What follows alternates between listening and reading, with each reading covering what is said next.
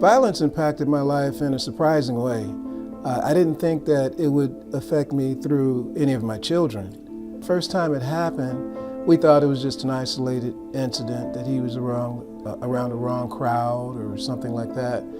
But then it started happening over and over. I got to the point to where I was nervous every night, where when I would look at the news, I would hope that I didn't see him on the news, or if the phone rang, I would hope I didn't get that call that we didn't want to receive or something like that. So my son was the genesis of this entire project. So I started looking at my son and looking at boys that looked like him and decided, to find out what is it with them. So I went into the studio and decided to depict young boys and men that looked like my son. And I got this idea to look on the Department of Corrections website. But it got to a point to where I didn't care about their names, I didn't care about their crimes or anything like that. I just wanted to pick some faces that engaged me.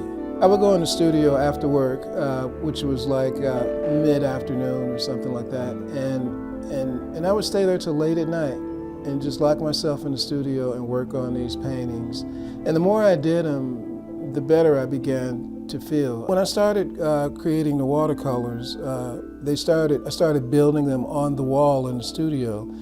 And they had a sort of like a uniformity that I wanted. It was sort of like a lineup. It seemed to be something missing for me. I wanted to do a little bit more than just have these pictures of portraits on the wall. So I decided to mess around with the idea of using shoes.